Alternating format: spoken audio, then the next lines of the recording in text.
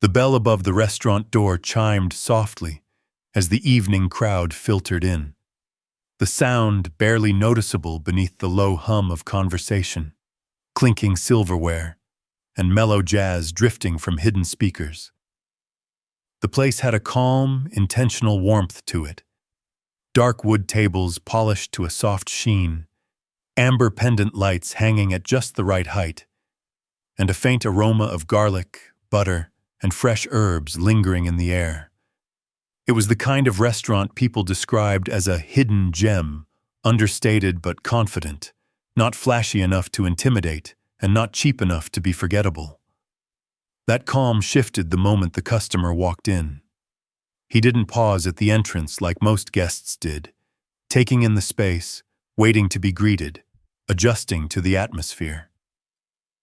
He strode in as though the restaurant had been expecting him all night. His shoes clicked sharply against the hardwood floor, louder than necessary, announcing his presence with each step. He wore a tailored blazer that looked expensive but a little too snug in the shoulders, as if it had been chosen more for the brand tag than the fit. A large gold watch glinted on his wrist, catching the light every time he moved his hand, which was often.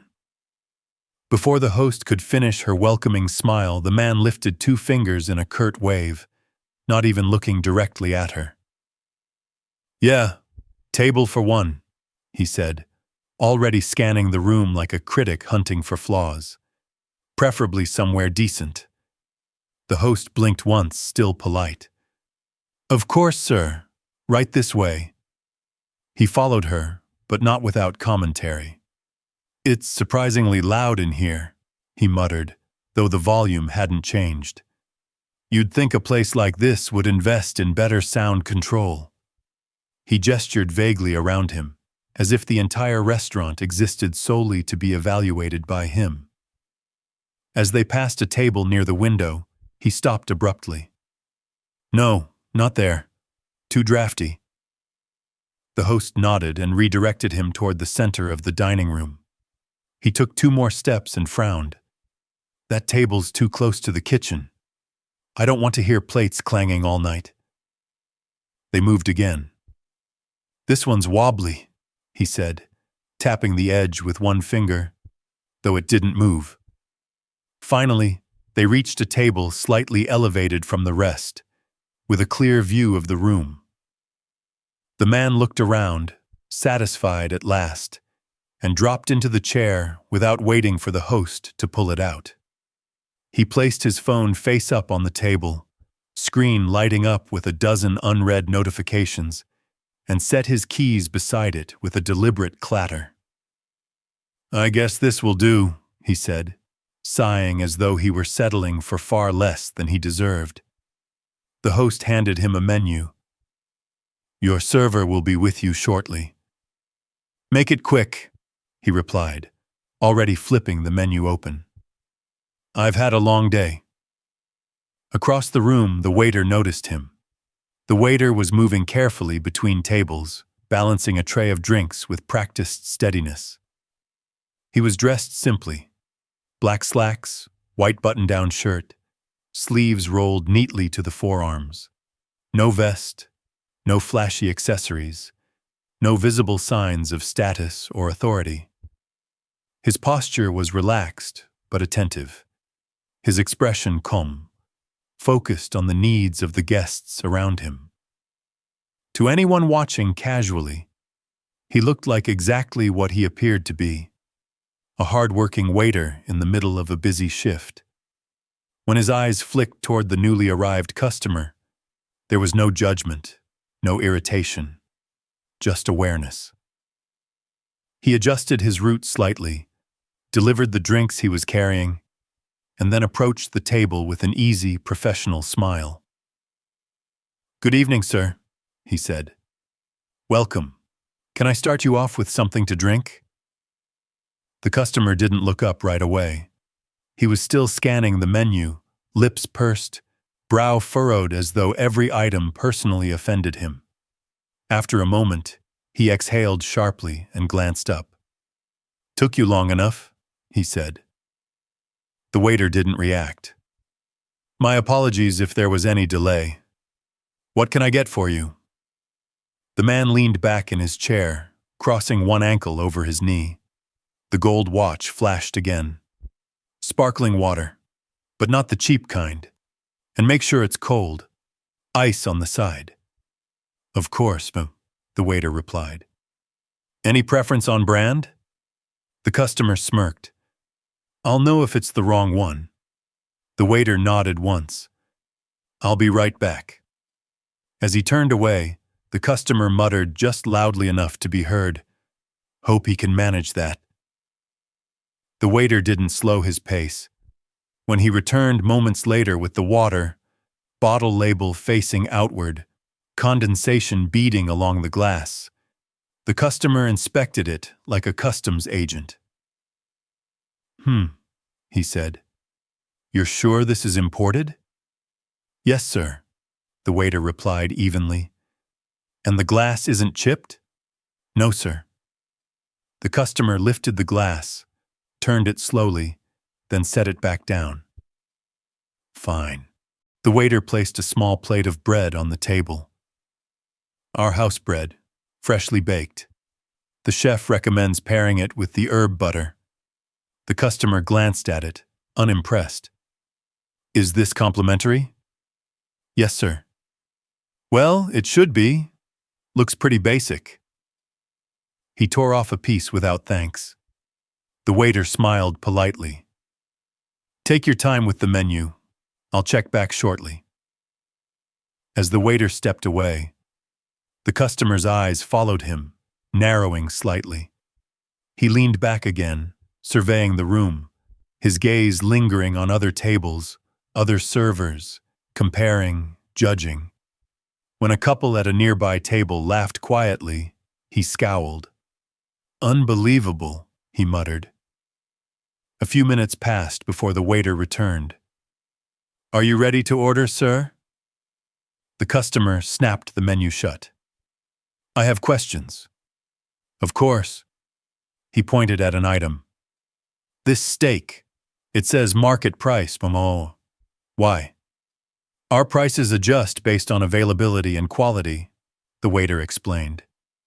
The customer scoffed. Sounds like an excuse to overcharge.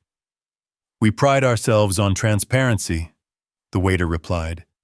I can check the exact price for you if you'd like. No, the customer waved him off dismissively. I just don't like surprises. He flipped the menu open again. And this salmon, wild caught, right? Or is that just marketing? It is wild caught, the waiter said. Sourced locally when possible. The customer raised an eyebrow. You don't sound very confident. I assure you, sir, I am. He sighed theatrically. All right, I'll take the salmon, but I want it medium, not overcooked. And if it's dry, I'm sending it back. Understood. And the vegetables, no seasoning. Last place I went to ruined them. Yes, sir. And make it fast. I don't have all night. The waiter nodded. I'll put the order in right away. As he turned to leave, the customer added, Oh, and one more thing. The waiter stopped. Yes? The customer leaned forward, lowering his voice as though sharing a secret. I've been to a lot of restaurants. I know how this works. Don't try anything funny. The waiter met his gaze calmly. I wouldn't dream of it. The customer snorted. Good. Time passed. The restaurant filled further, the ambient noise rising slightly but remaining pleasant. The waiter continued his rounds, checking on other tables, refilling drinks, exchanging smiles and quiet words. Every so often, his eyes flicked back to the demanding customer, not with concern but with measured attention. When the food arrived, the waiter set the plate down carefully. Salmon, medium, with unseasoned vegetables. Please let me know if everything is to your liking. The The customer didn't respond right away. He stared at the plate, then poked the salmon with his fork. He cut into it, examined the color, sniffed it. "Well?" the waiter asked politely. The customer frowned. "It looks fine. Would you like anything else?" The customer waved him away. "Just go." The waiter did. A few bites in, the customer called him back with a sharp snap of his fingers. "Yes, sir? This salmon is a little dry." "I'm sorry to hear that. Would you like me to have the kitchen prepare a new one?" The customer leaned back, folding his arms. "No, I don't have time to wait again." "Would you prefer a different dish?" "No." He smiled thinly. "I think you should comp this." The waiter paused for half a second. "I can certainly bring this to my manager's attention." The customer's smile widened. "You do that." As the waiter walked away, the customer shook his head, muttering, "Always something with these places." The tension at the table lingered, subtle but unmistakable, like the first distant rumble of thunder before a storm. The customer sat back, convinced of his leverage, unaware that the quiet man he'd been dismissing all evening was listening carefully, remembering everything, and allowing the situation to unfold exactly as it needed to. The plate had barely settled on the table before the customer's expression shifted. It was subtle at first, a tightening around the mouth, a slow blink that lingered just a second too long. He stared at the dish as if it had personally offended him. The waiter, still standing nearby with his hands folded neatly in front of him, noticed the change immediately. Years of experience had trained him to read faces the way other people read menus. "Everything all right, sir?" the waiter asked, his voice even, unhurried. The customer did not answer right away. He leaned forward, bringing his face closer to the plate, inhaled exaggeratedly, then leaned back again with a scoff. "Is this a joke?" The waiter tilted his head slightly. "I'm sorry?" The customer picked up his fork and pressed it into the food, dragging it across the plate with deliberate force. "This is cold." The waiter glanced at the dish, then back at the customer. "I just brought it out from the kitchen. It should be hot." "Well, it's not," the customer snapped. "Do you think I don't know what hot food feels like?" "I can have it reheated for you right away," the waiter offered. The customer laughed sharply. "Reheated? Absolutely not. Once food's cold, it's ruined. Any competent restaurant knows that." The waiter nodded slowly. "I understand. Would you like me to have the kitchen remake it?" The customer waved his hand dismissively. "Now you're just wasting my time. I already told you, I don't have all night." Around them, other diners continued their meals, unaware or pretending to be unaware of the tension building at the table. A couple at the next table exchanged brief glances before returning their focus to their conversation. The restaurant's ambient music played on, smooth and indifferent. The customer leaned back in his chair, crossing his arms. "Honestly, this is exactly what I was afraid of when I walked in here." The waiter remained still. "I apologize for the inconvenience, sir. Let me know how you'd like to proceed."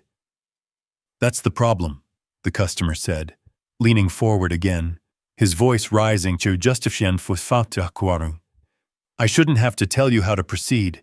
This shouldn't have happened in the first place." The waiter held his gaze. "We strive to provide the best experience possible." "Do you?" the customer challenged. "Because from where I'm sitting, this feels sloppy, amateur." The waiter absorbed the words without visible reaction.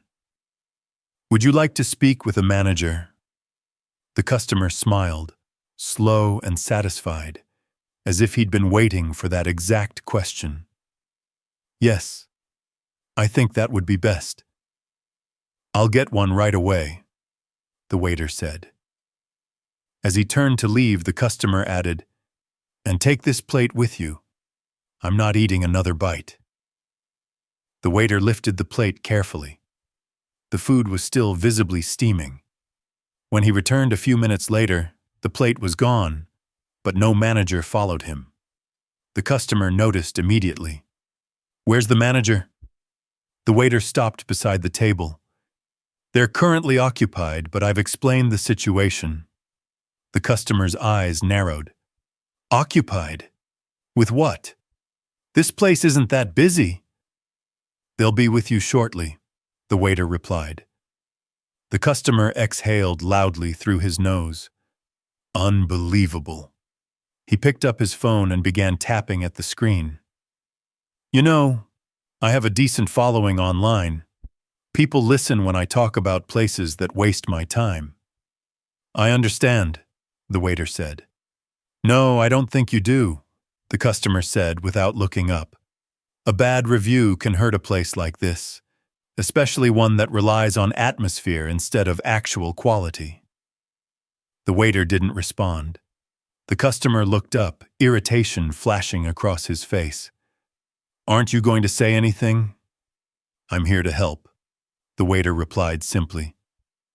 "Then help me understand why I'm being served cold food and then ignored," the customer said. "You're not being ignored," the waiter said calmly. "I'm standing right here." The customer scoffed. "You know what I mean." He leaned forward again, lowering his voice. "Let me be very clear. I'm not paying for this meal." The waiter met his gaze. "I can discuss options with you." "There are no options," the customer said. "The only reasonable solution is that this meal is comped, completely. And frankly, after the way this has gone, I think I deserve something extra." The waiter's expression remained neutral. "What did you have in mind?" "Another dish, to go, on the house, the customer said without hesitation. "That's how good restaurants handle mistakes." "I see," the waiter said. The customer smiled, confident now. "Glad we're on the same page." "I didn't say that," the waiter replied. The smile faltered for just a moment. "Excuse me?" "I said I understand what you're asking," the waiter clarified. "Not that I've agreed." The customer's face hardened. "Are you kidding me?" "No, sir." The customer laughed again, but this time there was no humor in it. "You really want to do this?" "I want to resolve the situation fairly," the waiter said. "Fairly?" the customer repeated. "Fair would be acknowledging that your kitchen messed up." "We take responsibility when mistakes occur," the waiter said. "But we also have to be honest about what happened." The customer slammed his hand on the table, rattling the glassware. "Are you calling me a liar?" Several heads turned. The waiter's voice stayed low. "No, sir. I'm saying the dish was prepared correctly and delivered promptly." The customer stood up halfway from his chair, leaning over the table. "You think I don't know what hot food feels like? You think I came in here just to complain?" "I didn't say that," the waiter replied. "Then what are you saying?" "I'm saying we want to make sure any solution is appropriate," the waiter said. The customer straightened, eyes blazing. "This is ridiculous. I want the manager, now." "I've already requested them," the waiter said. "Well, request them harder," the customer snapped. "Because if they don't show up in the next 2 minutes, I'm walking out. And I'm telling everyone exactly why." The waiter regarded him quietly. "You're free to leave whenever you'd like." The customer froze. "What did you just say?" "I said you're free to leave," the waiter repeated, unruffled. No one is keeping you here. The customer stared at him, clearly not expecting that response. You're really bad at customer service, he said finally. The waiter inclined his head slightly.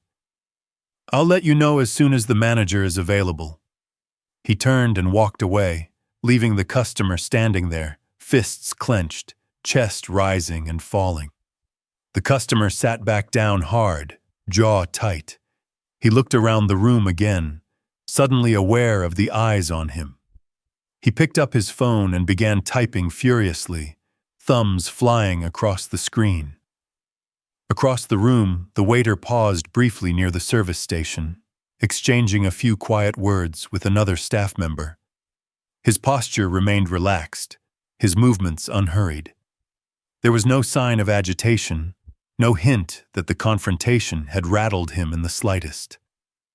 When he returned to the table, the customer looked up sharply. I'm still waiting. Yes, sir, the waiter said. Thank you for your patience. Don't thank me, the customer snapped. I shouldn't need patience for this. The waiter nodded. Understood. The customer leaned back, folding his arms again, his confidence slowly curdling into frustration. You know what? Forget the manager. I'm done playing games. The waiter waited. I'm not paying for this, the customer said again, louder this time. And if anyone tries to stop me, I'll make a scene. I hear you, the waiter said calmly. Good, the customer said. Then we're clear. For a moment, they simply looked at each other.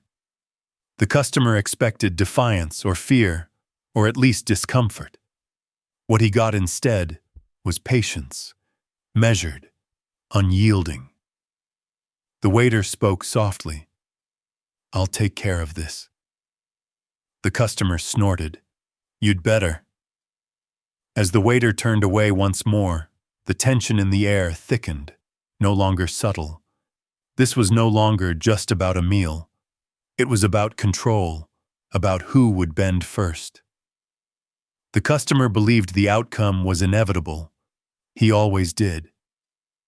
What he didn't realize was that the situation was moving exactly where it needed to go, and that every word he'd spoken, every demand he'd made, was quietly being logged, patiently, deliberately, by the one person in the room who had the authority to decide how this story would end. The customer sat in rigid silence for several minutes, arms folded tight across his chest, eyes darting between his phone and the open dining room. Every so often, he let out a sharp sigh, loud enough to be noticed, as if the very act of waiting were an injustice being inflicted upon him. He tapped his foot against the leg of the table, the rhythmic thud matching the irritation building inside him. When the waiter returned once again, carrying nothing in his hands, the customer's head snapped up. Well, he demanded, are we going to resolve this, or do I need to walk back there myself? The waiter stopped beside the table, posture straight, expression calm. Thank you for waiting. I wanted to make sure I fully understood your concerns before moving forward. My concerns? The customer repeated incredulously. I've made them very clear. Yes, sir, the waiter said. You believe the dish was served cold and not to your expectations. Not to my expectations? The customer barked out a laugh. It wasn't even edible. I understand that's how you feel, the waiter replied. The customer leaned forward, placing both palms flat on the table. Don't patronize me. I eat out constantly. I know quality when I see it, and this wasn't it. I'm not questioning your experience, the waiter said evenly. Then why is this taking so long? Because we want to handle it properly, the waiter answered. Rushing a solution often creates bigger problems. The customer stared at him. Are you serious right now? Yes, sir. The customer shook his head slowly, as if in disbelief. You know what your problem is? The waiter waited. You don't understand how this works, the customer continued. When a customer is unhappy, you fix it, immediately. No debates, no back and forth. We do address concerns, the waiter said, but we also verify them. The word verify seemed to strike a nerve. Verify? The customer snapped. You think I'm lying? I think it's important to be accurate, the waiter replied. The customer scoffed. Unbelievable. He grabbed his phone and held it up slightly. I'm already drafting a review. 1 star. Cold food, dismissive staff, poor management. I'm sorry you feel that way, the waiter said. You should be, the customer shot back. Places like this don't survive on bad press. The waiter nodded once. Reputation matters. Exactly, the customer said, mistaking the agreement for weakness. Which is why comping this meal is the smartest thing you can do. I can't make that decision, the waiter replied. The customer leaned back again, lips curling into a smug smile. Then get someone who can. I've already informed management, the waiter said. They're reviewing the situation. Reviewing, the customer repeated. What is there to review? The food was bad. End of story. There are always details, the waiter said. The customer's voice rose. You're really enjoying this, aren't you? No, sir. You like watching people jump through hoops, the customer said. Makes you feel important. The waiter met his gaze steadily. That's not my intention. Well, it's how it comes across, the customer replied. And frankly, it's insulting. I'm sorry if you feel insulted, the waiter said. The customer laughed bitterly. You keep saying sorry, but nothing's actually happening. What would you like to happen right now? The waiter asked. The customer didn't hesitate. I want this meal taken off my bill. I want a voucher for next time. And I want an apology from whoever thought serving this was acceptable. The waiter considered this for a brief moment. That's quite a list. It's reasonable, the customer insisted, given the circumstances. Circumstances matter, the waiter replied. And from what I've seen, the dish left the kitchen at the correct temperature, prepared exactly as ordered. The customer's eyes widened. So now you're blaming me? No, the waiter said. I'm stating what we observed. What you observed, the customer echoed mockingly. You weren't even here when I first touched it. I was nearby, the waiter said, and the plate was hot when I picked it up.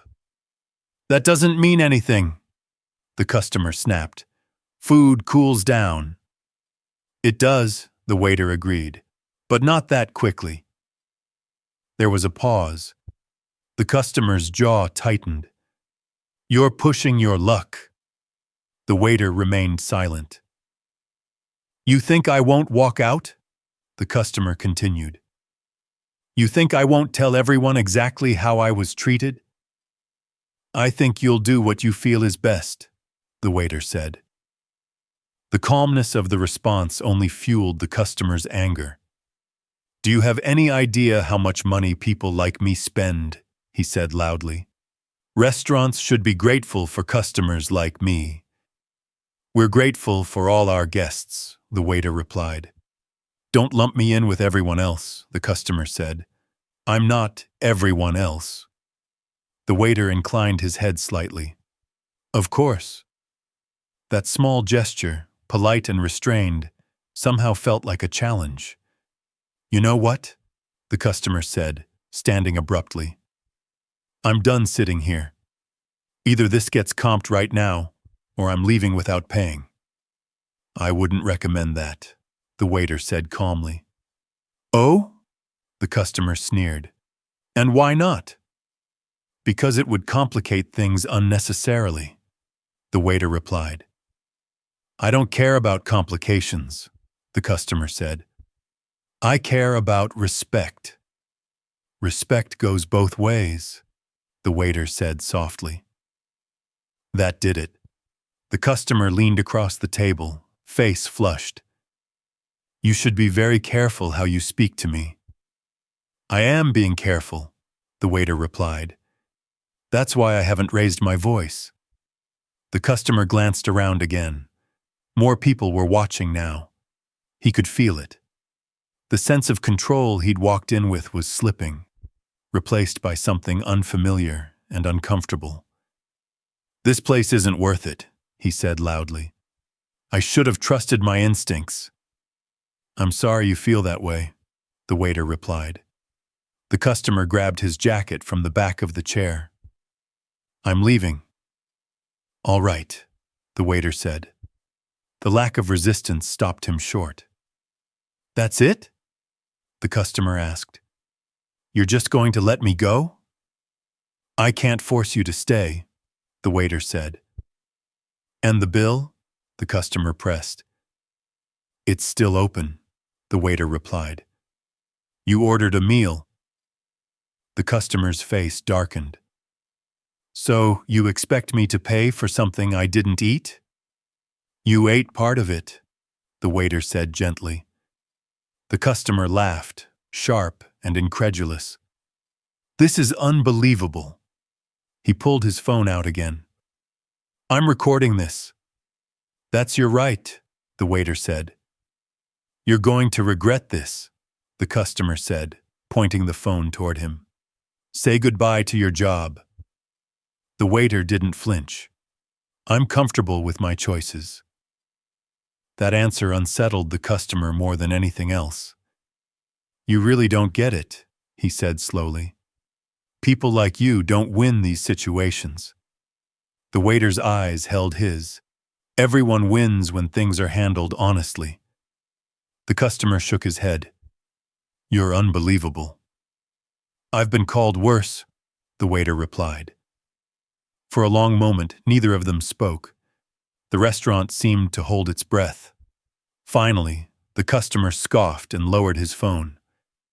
Fine, get your manager. I want this handled properly. The waiter nodded. They'll be joining us shortly. As he turned away, his steps unhurried, the customer sank back into his chair, chest heaving slightly.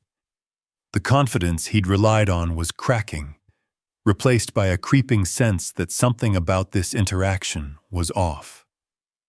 Across the room, the waiter paused near the bar, exchanging a brief look with someone out of the customer's line of sight. There was no panic in his expression, no uncertainty, only quiet resolve. The air in the restaurant felt heavier now, charged with expectation. Other diners whispered softly, glancing toward the table, sensing that whatever was coming next would not be ordinary. The customer straightened his jacket and forced a tight smile, preparing himself for what he assumed would be a familiar outcome. He had played this game before, and he believed he knew exactly how it ended. He did not see the shift happening around him. He did not recognize that the balance had already tipped, that the calm he mistook for submission was something else entirely. And as the waiter began to walk back toward him, still composed, still unbothered, the customer had no idea that the moment he'd been waiting for was about to arrive, and that the next conversation would change everything. The minutes stretched, each one amplifying the customer's agitation. He kept glancing toward the entrance to the kitchen, then back at his phone, then around the dining room as if daring someone to challenge him. His earlier confidence had shifted into something sharper, more defensive, the kind that came from sensing resistance where he had expected compliance. When the waiter returned, this time carrying a small leather check presenter tucked under his arm, the customer straightened immediately. "What's that?" he demanded. The waiter stopped beside the table. "I brought your bill so we can be transparent about where things stand." The customer let out a harsh laugh. You have got to be kidding me. I'm not, the waiter replied. The customer leaned forward, eyes flicking to the presenter and back up again. After everything that's happened, you think I'm paying? I think clarity helps everyone, the waiter said. You can review it at your convenience. The customer slapped the table. I told you already, I'm not paying for cold food. The waiter didn't move the presenter closer. He simply held it, steady. The dish was prepared correctly and consumed in part. That's your version, the customer snapped. Not mine. Both matter, the waiter said calmly, but facts still apply. The word facts landed like a challenge. You're really pushing this, the customer said. Do you think you're some kind of authority here? The waiter met his eyes. I take responsibility for the dining experience at my tables. The customer scoffed. You're a waiter. Yes, the waiter said. Tonight, I'm serving you. The phrasing unsettled the customer, though he couldn't have said why. He shifted in his chair. Let me explain something to you, he said, lowering his voice. I've gotten free meals at better places than this for less.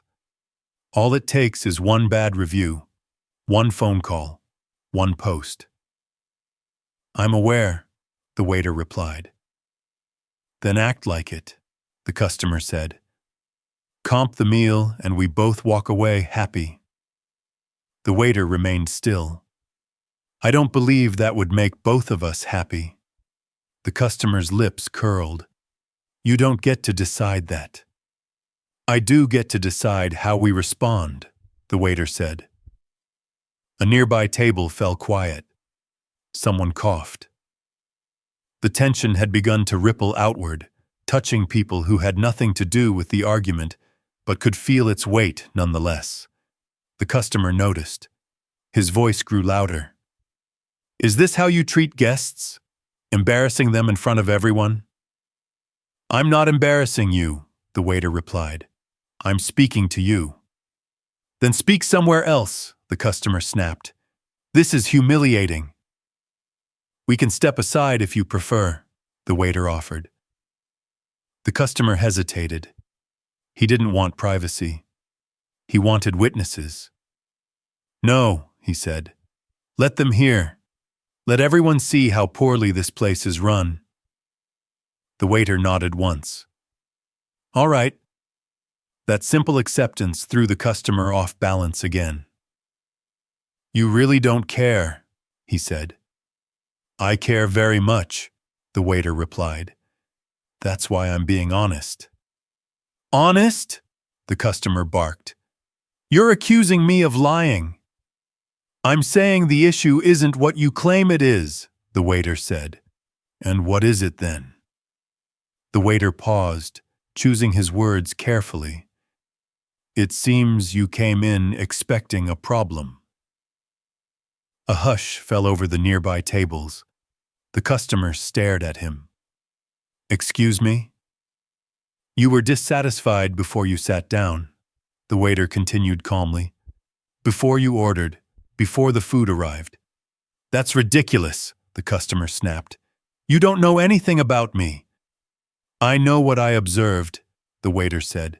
Dismissive comments, immediate complaints, escalation over minor details. The customer stood up abruptly. You're out of line. The waiter did not step back.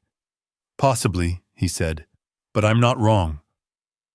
Several diners were openly watching now. A woman near the window whispered something to her companion.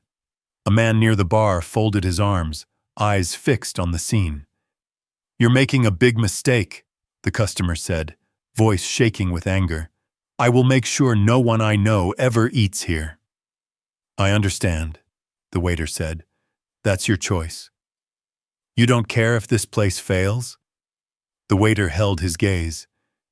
This place has survived worse than a bad review. That stopped him. The customer narrowed his eyes. What does that mean? It means we stand by our standards, the waiter replied, even when it's uncomfortable. The customer laughed again, but this time it sounded forced. You really think you're untouchable, don't you? I think everyone should be treated fairly, the waiter said. Fair, the customer repeated. You think it's fair that I pay full price for a ruined meal? I think it's fair that we don't reward behavior designed to manipulate, the waiter said quietly. The words landed harder than any insult. The customer's face flushed deep red. Say that again. I think the issue here isn't the food, the waiter said evenly. It's control. There it was. The customer's mouth opened, then closed. He looked around, suddenly aware of how many people were listening. He forced a laugh. You're out of your mind. Perhaps, the waiter said, but the bill still stands. The customer grabbed the check presenter and flipped it open. His eyes scanned the total, and for a moment, something like disbelief crossed his face. That's ridiculous, he said. I'm not paying that. You're welcome to dispute it formally, the waiter replied. But walking out won't resolve it. The customer slammed the presenter shut. I want the owner. The waiter inclined his head slightly. The owner is aware of the situation. Then bring them out here, the customer demanded. Let's see how brave you are when someone with real authority shows up. The waiter met his stare, unblinking.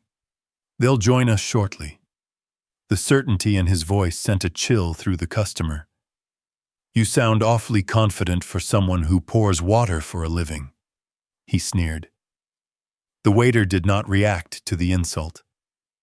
Confidence comes from knowing where you stand. And where do you stand?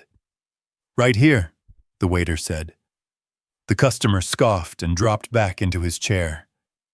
Fine, I'll wait. But this better end the way it should. That depends, the waiter said gently. On what? On how you choose to handle the next few minutes, the waiter replied. The customer stared at him, unsettled by the implication. The waiter stepped away at last, moving toward the front of the restaurant. His pace was unhurried, his shoulders relaxed. A few staff members glanced up as he passed, their expressions unreadable to anyone but him. The customer watched him go, jaw tight. Something about the exchange gnawed at him. The waiter hadn't backed down, hadn't apologized excessively, hadn't shown fear. That wasn't how this usually went. He checked his phone again, fingers hovering over the screen, uncertain. For the first time all evening, he hesitated. Across the room, the waiter paused near the host's stand and spoke quietly to the host. She nodded, her posture subtly shifting, her attention sharpening. Another server moved toward the kitchen entrance, standing straighter than before. The restaurant itself seemed to realign, as if responding to an unspoken cue. The customer felt it, though he couldn't explain it. The atmosphere had changed. The confidence he'd arrived with now felt brittle, like glass under pressure. He leaned back in his chair, forcing himself to relax. Doesn't matter, he muttered. They always cave. But even as he said it, doubt crept in. From the corner of his eye, he noticed staff members exchanging brief looks, subtle nods.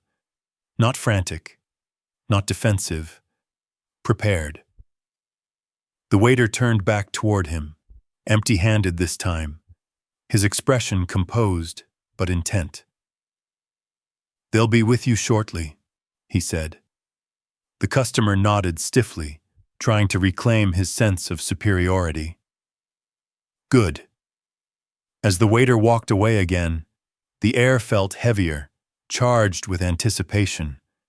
Whatever was coming next would not be another argument about food temperature or reviews. The customer sensed it too, and for the first time since he'd walked through the door, he wasn't sure he was going to win. The customer waited with forced patience, fingers drumming against the edge of the table, eyes tracking every movement in the room. Each time the kitchen doors swung open, he straightened, only to sag back again when it wasn't who he expected. The performance of calm was slipping.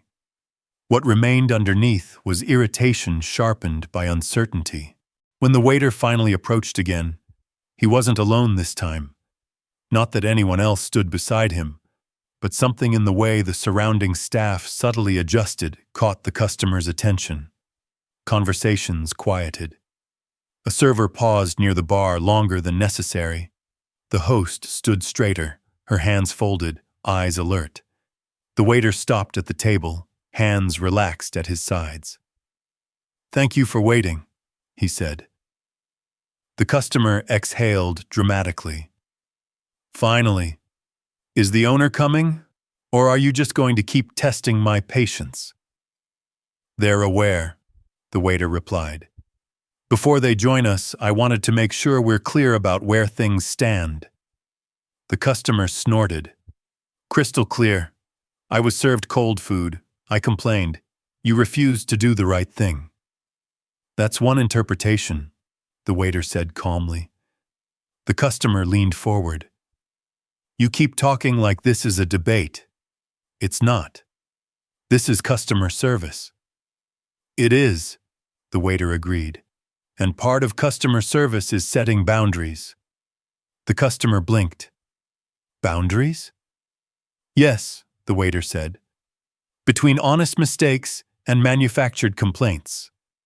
The customer laughed loudly, drawing several glances. "There you go again, accusing me."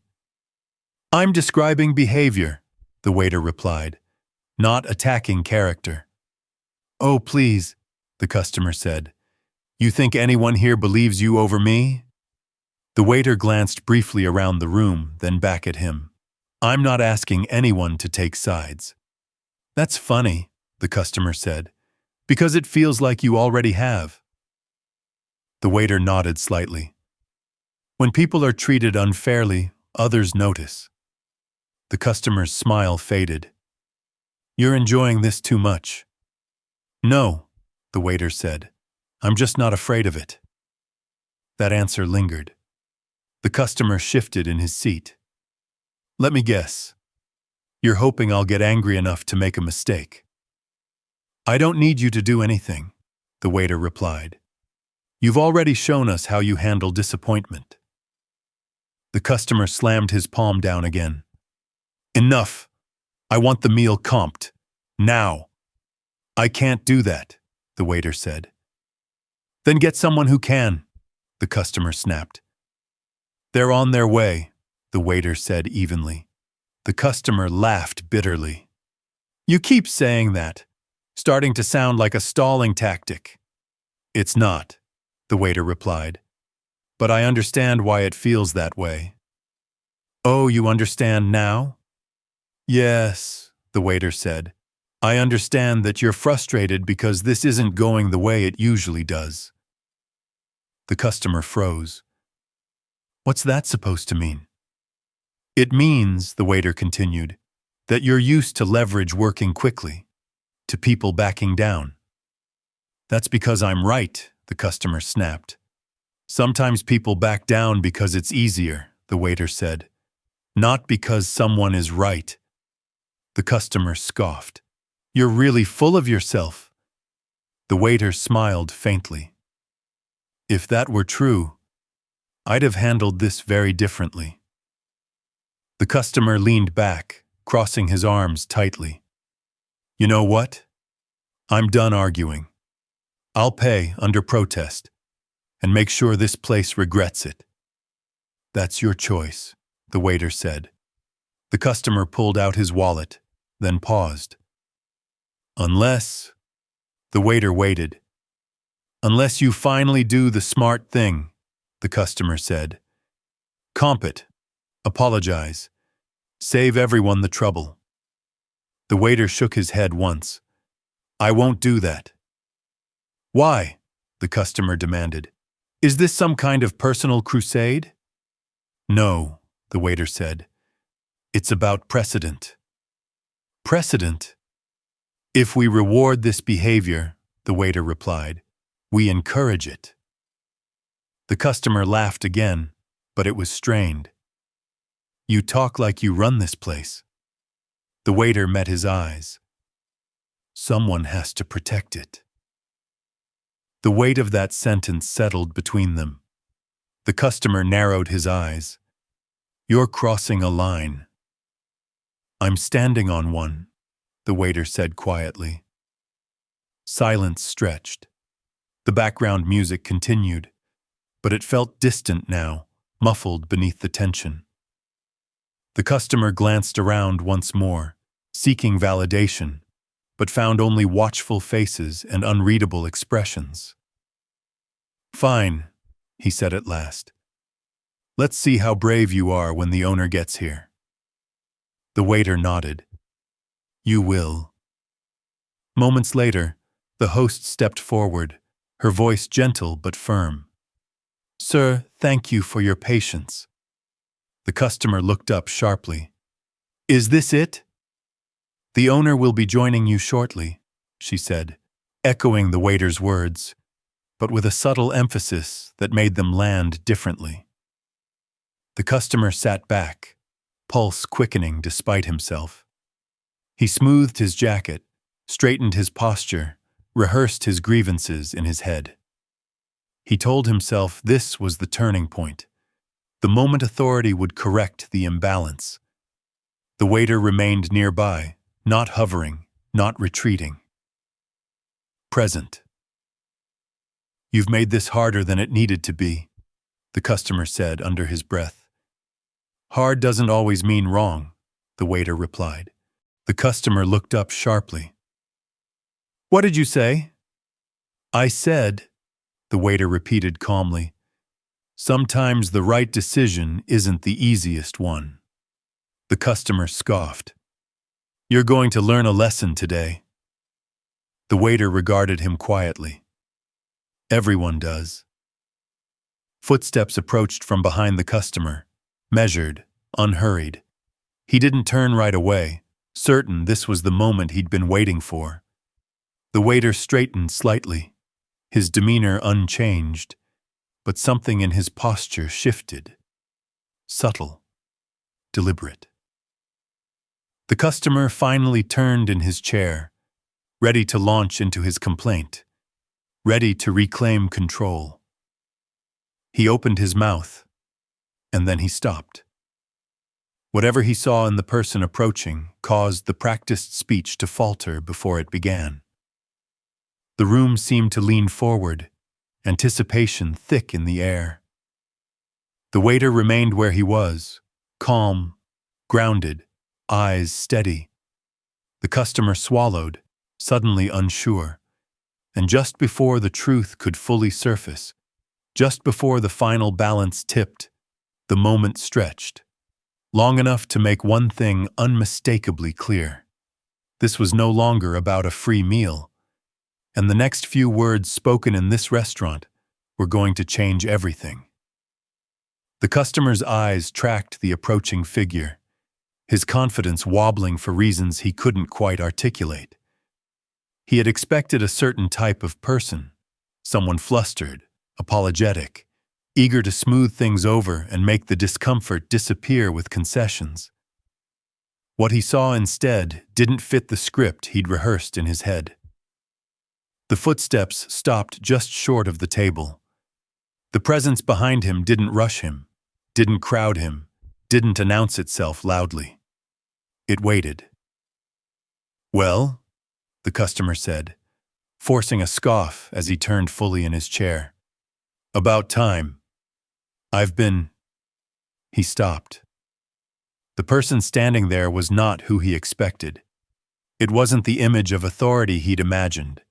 No stiff suit jacket, no clipboard clutched to the chest, no nervous smile. The man standing there wore a simple dark jacket, sleeves pushed slightly up, posture relaxed but unmistakably grounded. His expression was neutral, observant, eyes moving briefly from the customer to the waiter, then back again. The customer cleared his throat. "You the owner?" The man didn't answer immediately.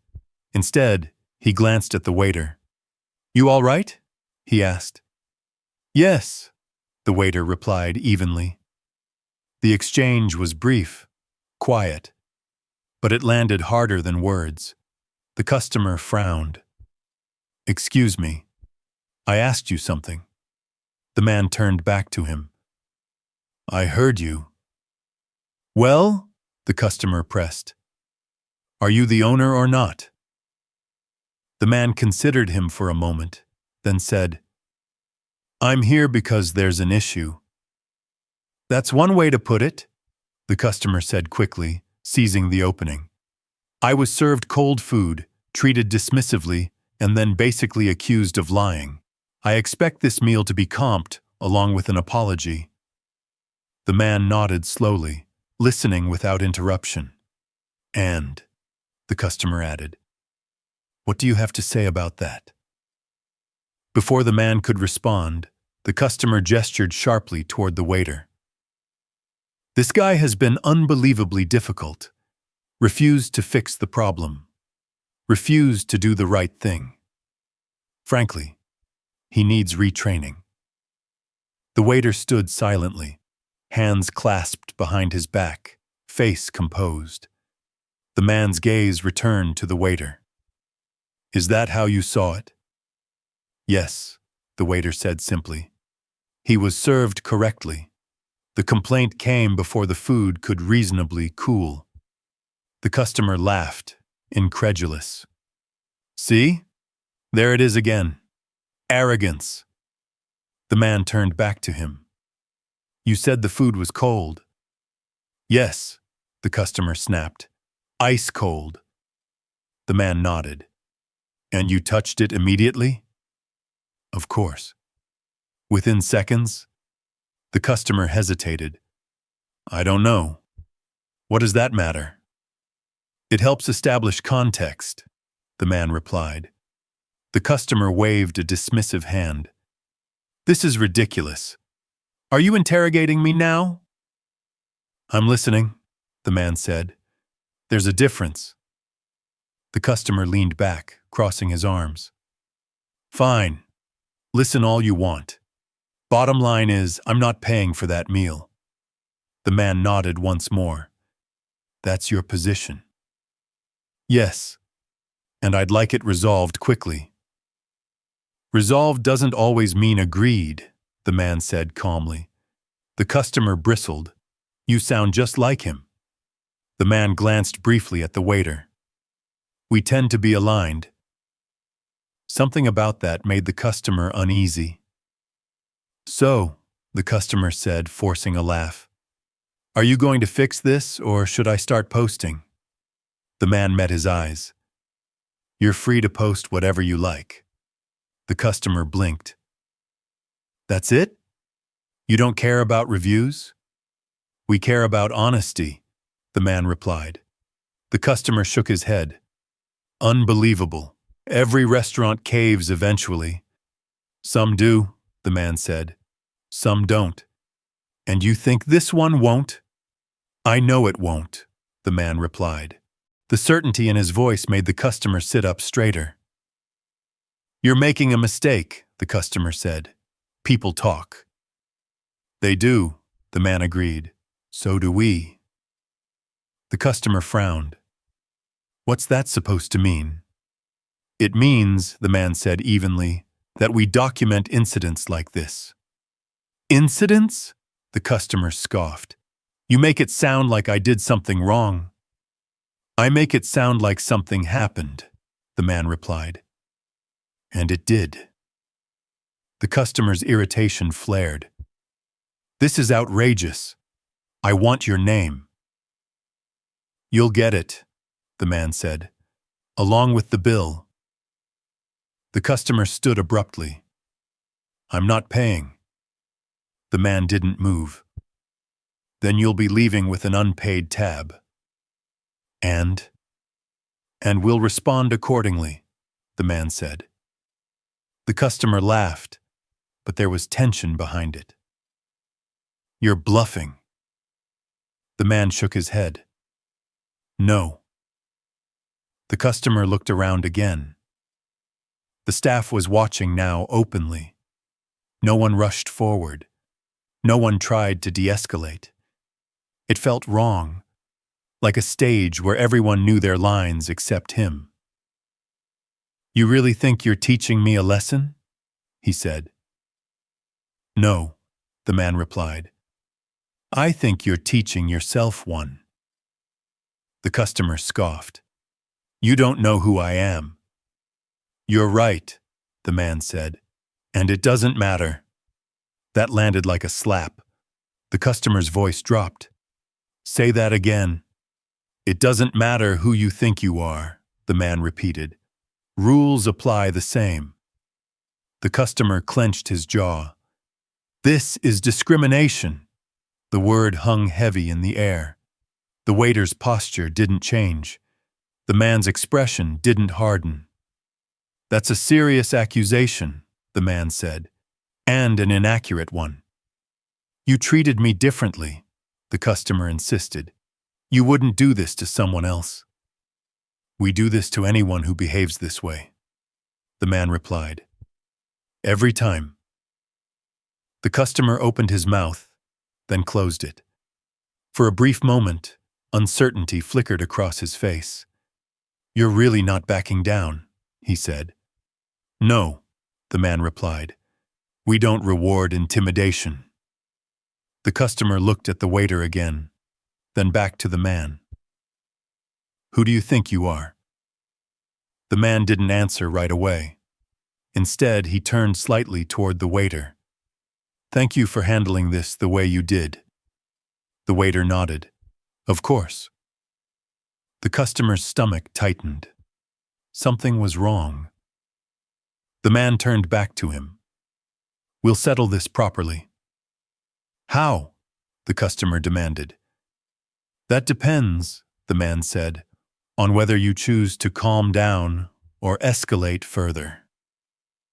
The customer laughed weakly. You're threatening me now? No, the man replied. I'm offering you a chance. A chance for what? To leave with your dignity intact, the man said. The customer stared at him, pulse pounding. He had pushed hard, harder than usual, and for the first time, the wall hadn't cracked. You think you've won, he said. I think this isn't over yet, the man replied.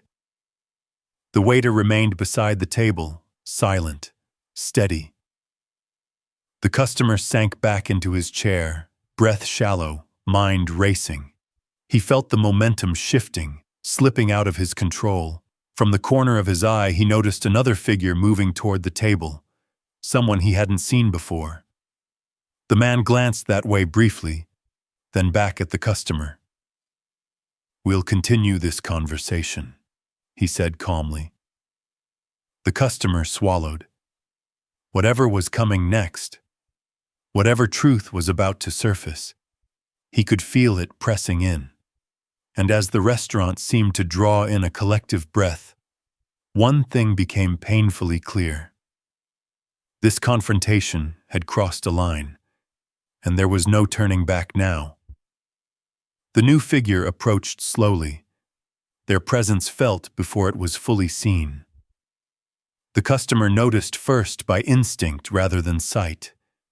The subtle shift in energy, the way the waiter straightened just a fraction more, the way the man who had been speaking with such calm authority stepped half a pace to the side, creating space rather than filling it.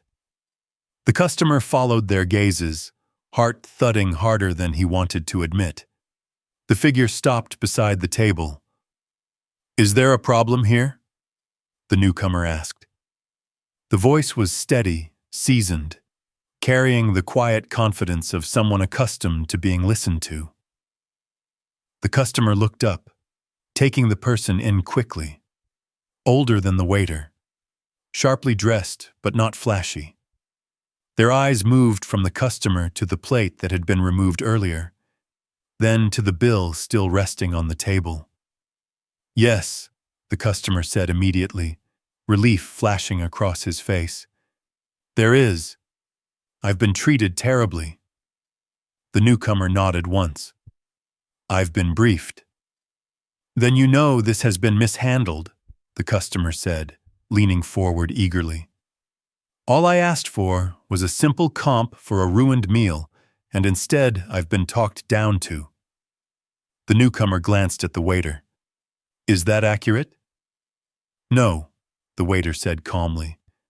"The dish was prepared correctly. The complaint came almost immediately." The customer threw up his hands. "There it is again. You see what I've been dealing with?" "I do," the newcomer said. The customer smiled, mistaking neutrality for agreement. "Good. Then we can fix this." The newcomer turned fully toward him. "You ordered a dish. You were dissatisfied. You demanded it be comped." "Exactly." "You were offered alternatives," the newcomer continued. "You refused them." "I shouldn't have needed alternatives," the customer snapped. "It should have been free." The newcomer paused. "Why?" The question caught the customer off guard. "Because it was bad," he said quickly. "Bad enough to refuse a remake?" "Yes." "Bad enough to eat part of it?" The customer hesitated. "That's not the point." "It is," the newcomer replied. The customer's confidence wavered again. "Look, I don't know why this is being dragged out. I'm a paying customer." "You're a customer," the newcomer corrected. "Payment comes after the experience." "And my experience was awful," the customer said. The newcomer studied him for a long moment. "Because of the food?" "Yes." "Or because you weren't given what you demanded?" The customer's jaw tightened. "Those are the same thing." "They aren't," the newcomer said. Silence pressed in around the table. The restaurant seemed impossibly quiet now, as though everyone within earshot had stopped pretending not to listen. The customer leaned back, crossing his arms. "I don't appreciate being psychoanalyzed. Either comp the meal or I leave and tell everyone why." The newcomer nodded slowly. "You've said that." "And?" "And you're still here," the newcomer replied. The customer frowned. "What's that supposed to mean?" "It means," the newcomer said, "that on some level you know this isn't going the way it usually does." The customer scoffed. "You think you're special?" "No," the newcomer replied. "I think we're consistent." The customer gestured sharply toward the waiter. "This man accused me of making things up." "He described behavior," the newcomer said. "There's a difference." "You're all in this together," the customer snapped. "Yes," the newcomer said calmly. "We are." That answer landed heavier than the customer expected. "So what now?" the customer demanded. "You going to side with your employee no matter what?" "I'm going to side with the truth," the newcomer replied. "And the truth is?" "That the food was not cold," the newcomer said. "That no error was made. And that this situation escalated because you chose confrontation over resolution." The customer stood abruptly. "This is outrageous." "You're welcome to leave," the newcomer said evenly. "But the bill remains. I'm not paying it." "Then we'll document it," the newcomer replied. "Just like we document everything else." The customer laughed, but there was panic under it now. "You think that scares me?" "I think it should concern you," the newcomer said. Because patterns matter. What patterns? The pattern of behavior, the newcomer replied. The threats, the escalation, the refusal to engage honestly. The customer pointed a finger at the waiter. This is his fault. The waiter didn't respond. The newcomer shook his head. No. He did exactly what he was supposed to do. The customer's voice rose. You're protecting him because he's staff. I'm protecting the integrity of this place, the newcomer said. The customer looked around desperately now, as if hoping someone would intervene on his behalf.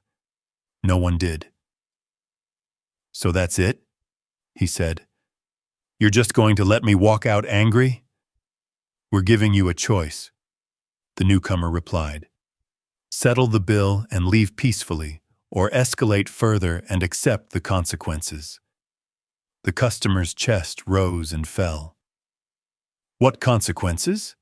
The newcomer's voice remained calm. That depends on how far you push. The customer hesitated, then laughed sharply. You know what? Fine. I'll pay, but I'll make sure this place regrets it. That's your right, the newcomer said. The customer grabbed the check presenter, pulled out his card with shaking hands, and slapped it on the table. Run it. The waiter stepped forward, collected the card without comment, and walked away. The customer watched him go, then turned back to the newcomer. You think you've won? No, the newcomer said. I think this chapter is closing. The customer scoffed. There will be others. Perhaps, the newcomer replied, but not here. The waiter returned moments later, placing the receipt on the table. Whenever you're ready. The customer signed aggressively, scribbling his name, then stood and shoved the chair back. I hope you're proud of yourselves. The newcomer met his gaze. We are. The customer paused, thrown by the certainty. You people think you're untouchable, he said. No, the newcomer replied. We think accountability matters. The customer grabbed his jacket and stormed toward the door, stopping only once to look back. His eyes flicked to the waiter, still calm, still composed, still standing where he had stood all evening. For a fleeting moment, something like doubt crossed the customer's face. Then he turned and left. The bell above the door chimed softly as it closed behind him. The restaurant exhaled. The newcomer turned to the waiter. You handled that well. Thank you, the waiter replied. The newcomer lowered his voice. You know people like that don't learn easily. Some lessons take time, the waiter said. The newcomer nodded. Still, you did exactly what I'd expect. The waiter allowed himself a small smile. That means a lot. The newcomer glanced around the room, then back at him. You ready for the rest of the night? Always, the waiter replied. They shared a brief look, one that spoke of familiarity, trust, and shared responsibility. Across the dining room, conversations slowly resumed. Plates clinked again. The music swelled just enough to fill the space. To the casual observer, it might have looked like nothing more than a tense interaction resolved. But beneath the surface, something had shifted. Because the man the customer had dismissed all night, the calm, unassuming waiter, had never once needed to raise his voice, threaten, or reveal more than necessary. And as the night moved on, as the restaurant returned to its steady rhythm, the truth remained quietly in place, waiting. The story wasn't over yet. It was only ready for the next part. The customer lingered just outside the restaurant longer than he intended. He told himself it was because he was replying to a message on his phone.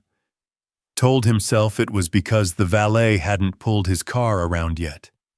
Told himself it was because he wanted to cool off before driving.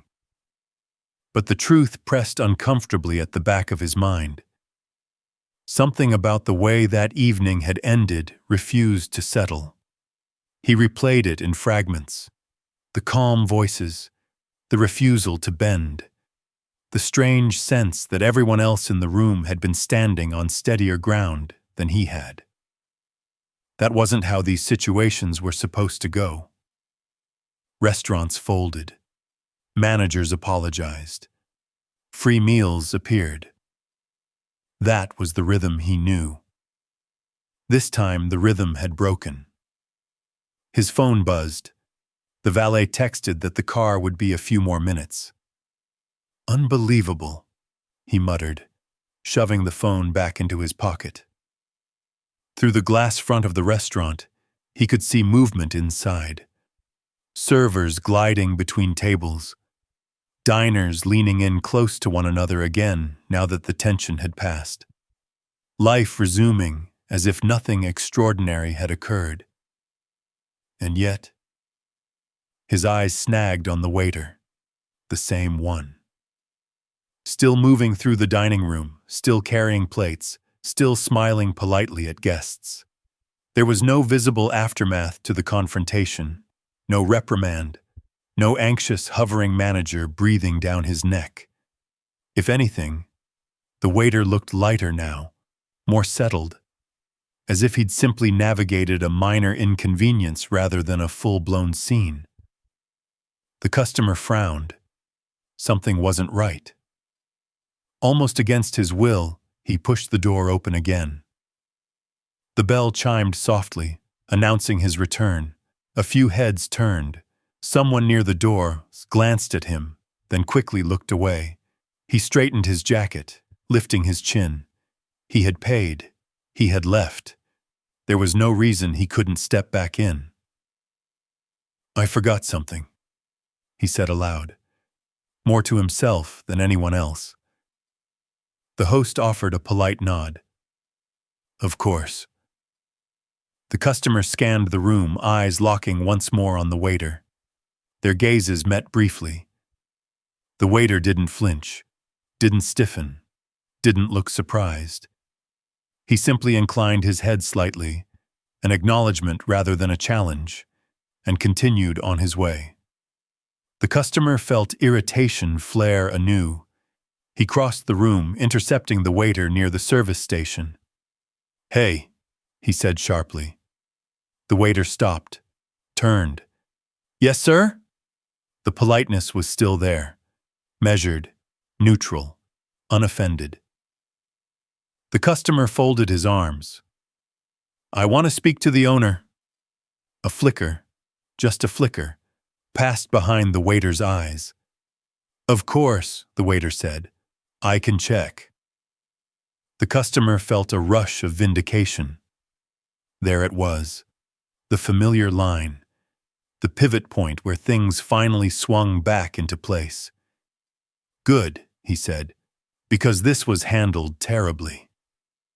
"I understand," the waiter replied. The customer smirked. "I'm sure you do." The waiter didn't respond.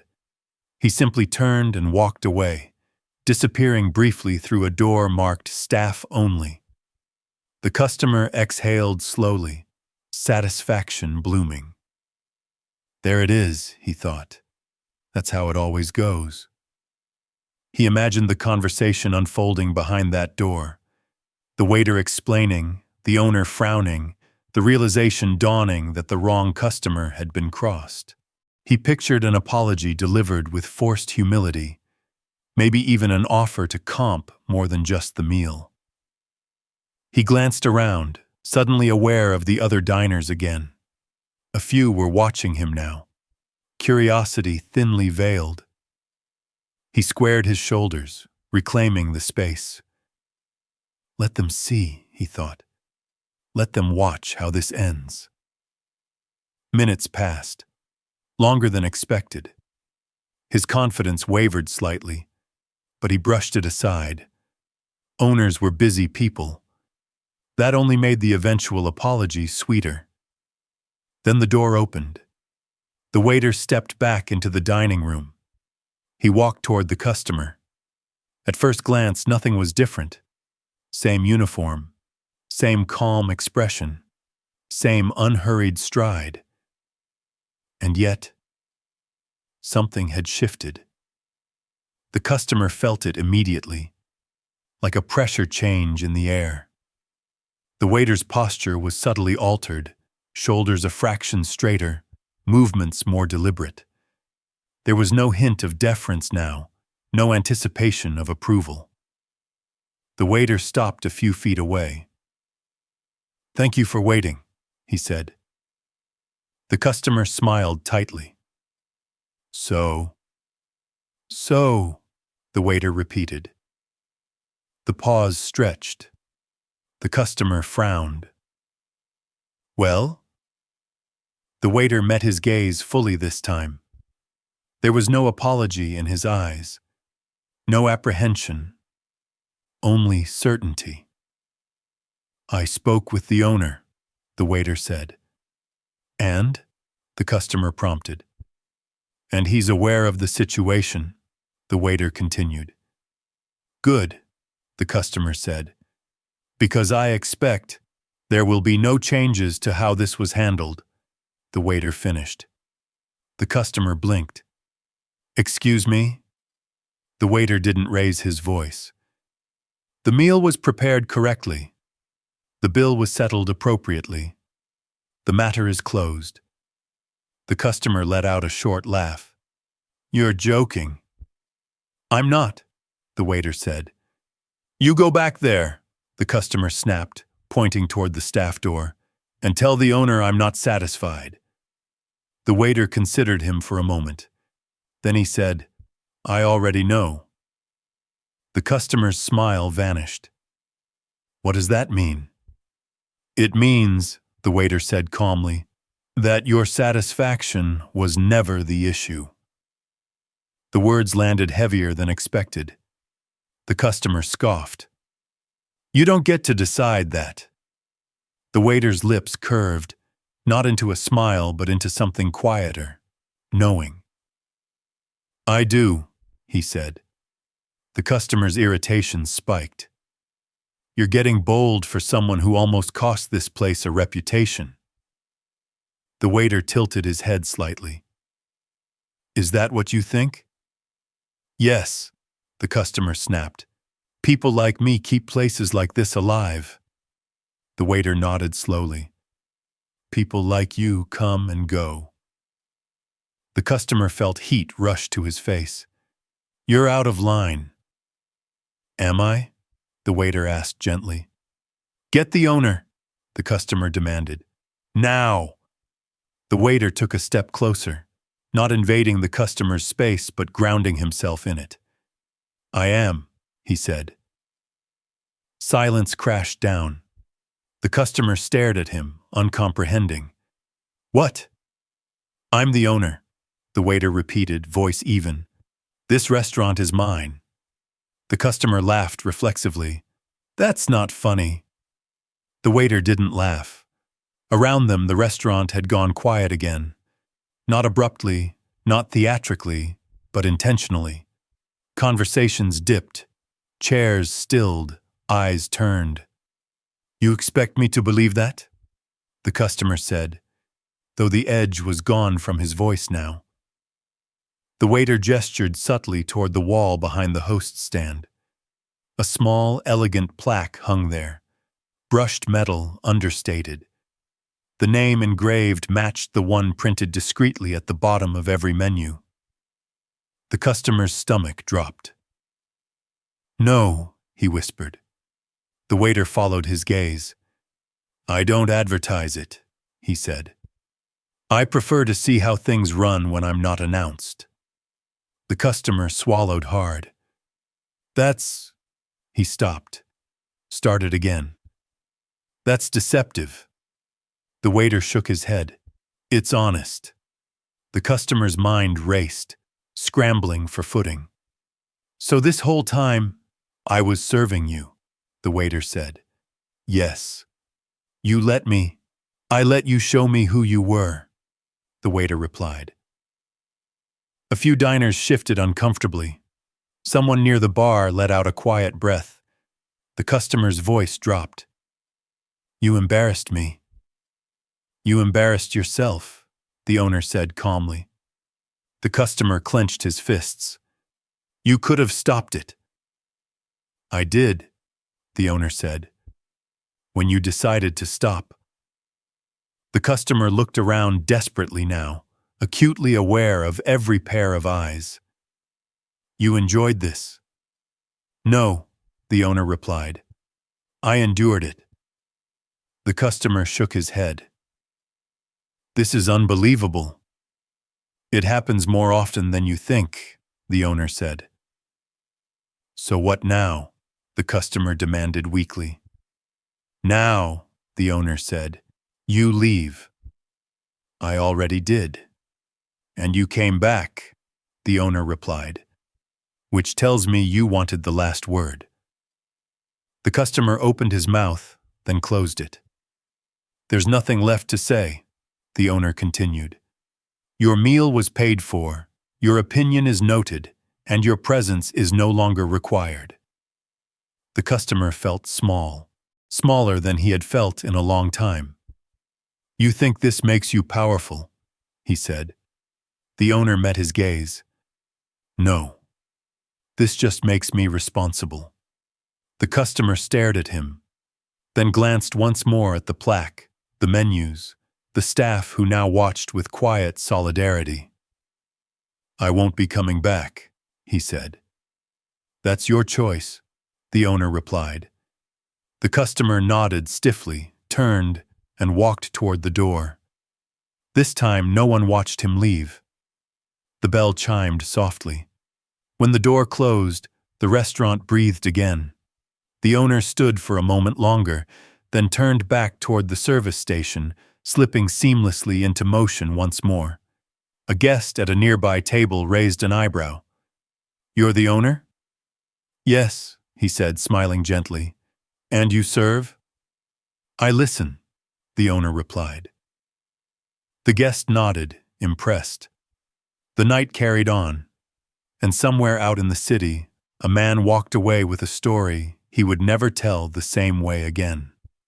The silence left behind by the customer's exit didn't last long, but it lingered in a way that mattered.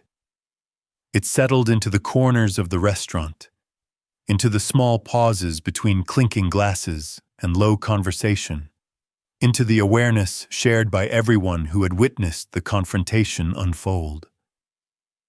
What had happened was not explosive or theatrical. There had been no shouting match, no dramatic ejection. And yet, something decisive had occurred. A line drawn, a truth revealed, a balance restored. The owner moved with the same steady rhythm as before, collecting a plate here, checking on a table there. To an outside observer, he might have looked like any other attentive waiter closing out a busy evening. But to those who had been watching closely, the distinction was now impossible to ignore. Every gesture carried intention. Every calm response held authority. At the table where the customer had sat, a young couple exchanged glances. Did that really just happen? The woman whispered. Her partner nodded slowly. Yeah, and honestly, good. Nearby, another diner leaned back in his chair, shaking his head with a quiet smile. You don't see that very often. No, his friend agreed. You usually see the opposite. That contrast, the expectation versus the reality, was exactly the point. Behind the scenes, near the service station, one of the servers exhaled deeply. I thought for sure he was going to get his way. The owner glanced at her, offering a reassuring smile. He almost did. He just didn't realize when the moment passed. She nodded, absorbing that. A few minutes later, as the dining room returned fully to its normal cadence, the owner approached the host's stand. The host looked up, eyes bright with curiosity she had been holding back all night. "Are you really the owner?" she asked quietly. He smiled. "Yes." She laughed softly. "That was incredible." "It wasn't meant to be," he replied. "It was meant to be fair." Fairness in this place wasn't loud. It didn't posture. It didn't bend under pressure or inflate itself with power. It simply existed, firm, consistent, unyielding in its calm. The customer, meanwhile, stood outside beneath the glow of the streetlights, hands shoved deep into his pockets. The cool night air did little to soothe the heat burning in his chest. He replayed it again and again. The words, the plaque, the eyes watching as realization dawned. He had walked back in expecting one last victory, one final moment of dominance. Instead, he had been dismantled quietly. No raised voices, no insults thrown back at him. Just truth, laid out plainly, leaving him nowhere to stand. His phone buzzed in his hand. A notification from a review app. He opened it instinctively, thumbs hovering over the screen as the familiar urge surged up. Write it all down, reclaim control, warn others, punish the place for daring to deny him. But his fingers didn't move. What would he say? That he demanded a free meal and didn't get it? That he threatened staff and was treated calmly? That the waiter he tried to bully turned out to be the owner? He imagined typing it out. Imagined the responses it might get. Questions. Skepticism. Maybe even ridicule. For the first time, the story didn't bend easily to his version of events. Inside the restaurant, the owner stopped by a table of regulars who had watched the situation unfold with interest. "Everything all right now?" one of them asked. "Yes," he said. "Thank you for your patience." They smiled. "We were impressed." He tilted his head. "By what?" "By the way you handled it," the woman said. "You didn't give him anything he didn't earn." The owner nodded. "That's the goal." Not everyone who complained was wrong. Not every problem was imagined. Real issues happened in real restaurants, and when they did, they were addressed quickly, generously, without hesitation. But this had never been about a cold plate or a missing ingredient.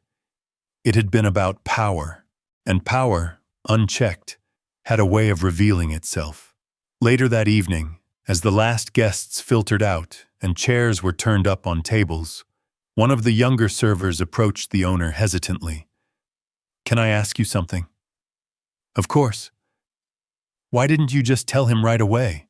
she asked. "That you were the owner?" The owner considered the question as he wiped down the counter. "Because then I wouldn't have learned anything," he said. "And neither would he." She frowned slightly.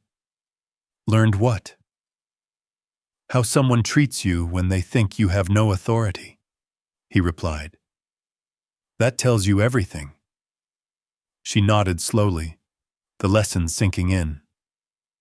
Across town, the customer sat alone in his car, engine running, staring straight ahead. The anger had cooled, replaced by something heavier. Embarrassment. Not the fleeting kind that burned hot and disappeared, but the kind that lingered, replaying moments uninvited. The way his voice had risen, the certainty with which he'd thrown around threats, the assumption, always the assumption, that someone else would bend first. He gripped the steering wheel tighter. No one had bent. Back at the restaurant, the owner locked the front door and turned off the lights one by one. The space transformed as it always did after closing. Less performance, more truth. He paused near the plaque once more, fingers brushing the cool metal. He had placed it there years ago, deliberately small, deliberately understated. Not because he was ashamed of ownership, but because he believed leadership didn't need constant announcement. Leadership showed itself. It showed itself in how problems were handled, in how people were treated when they were difficult, in how boundaries were maintained without cruelty. The next morning, the restaurant opened as usual. The staff gathered briefly before service, exchanging glances and half-smiles. The story had already become part of the place. Not gossip, but understanding. "This is how we do things," one server said quietly. "Yes," another replied. "It feels good, doesn't it?" The owner stepped in, addressing them calmly. "Remember," he said, "we don't win by humiliating people. We win by not compromising who we are." They nodded. Somewhere else in the city, the customer sat across from a friend at a different restaurant, the menu untouched. "You okay?" the friend asked. The customer hesitated. "Yeah, just had a weird experience last night." "Oh?" "Yeah," he said slowly.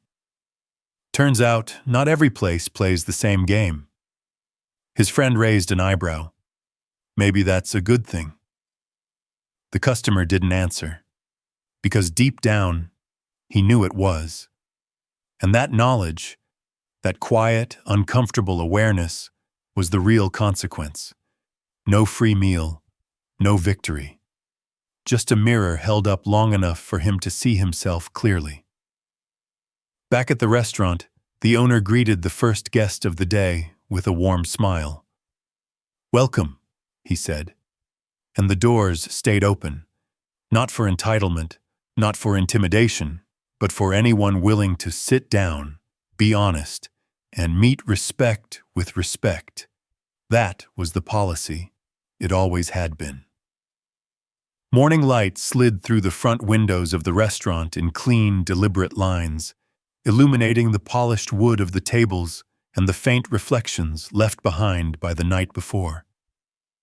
The space was quiet, but not empty. Not really.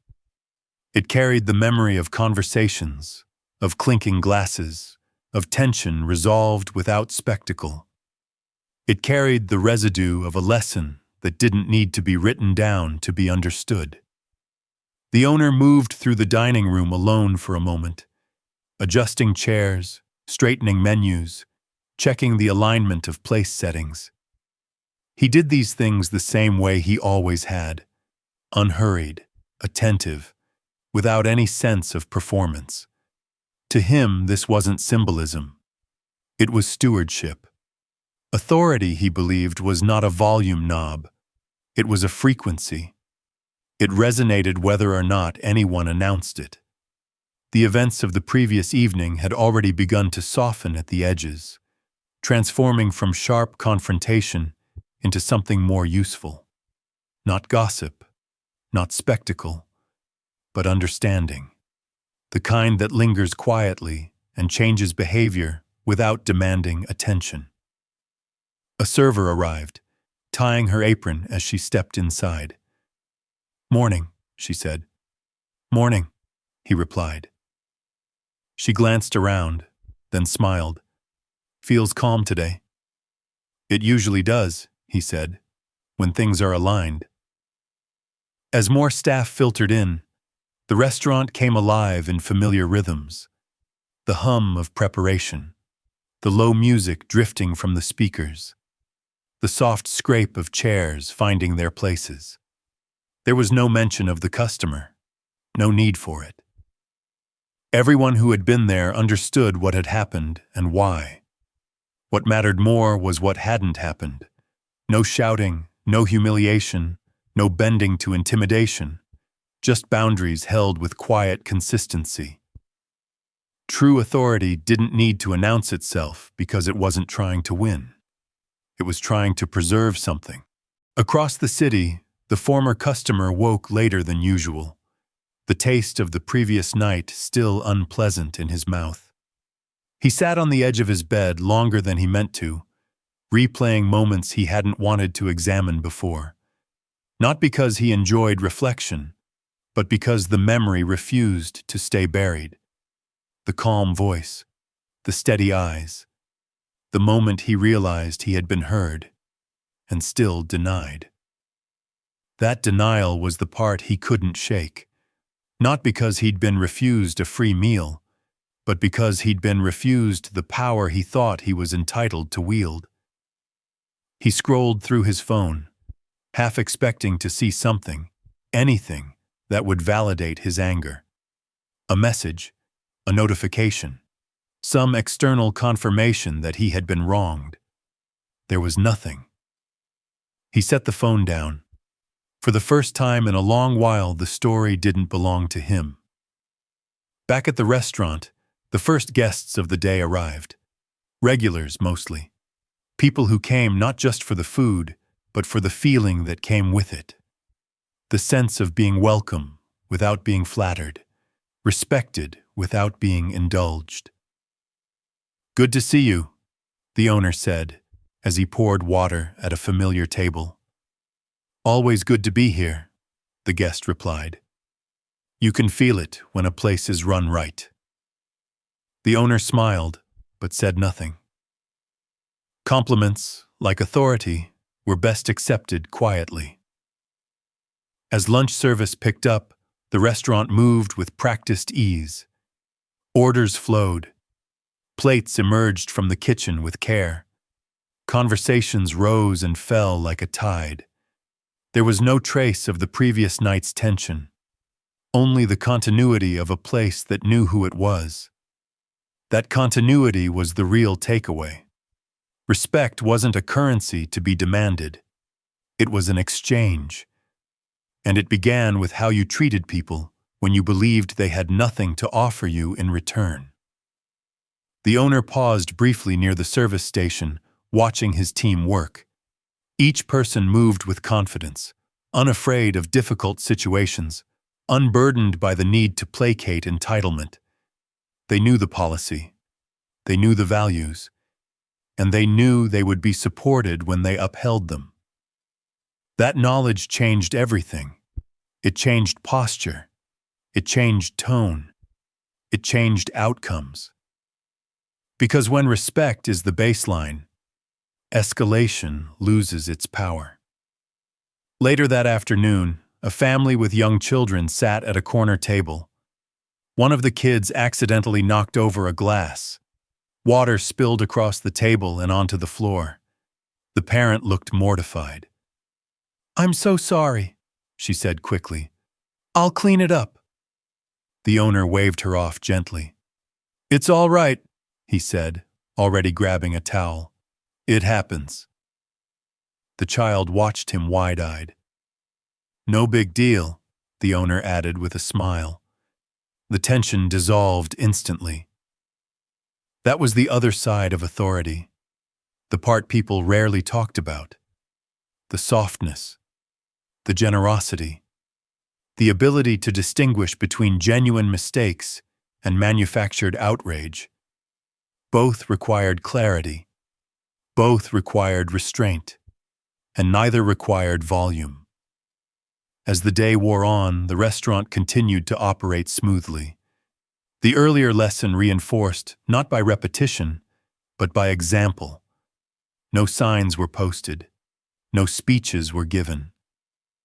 The values lived in the way each interaction unfolded.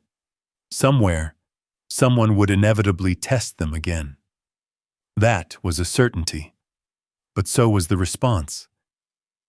As evening approached, the owner took a moment to step back and observe the room from a distance.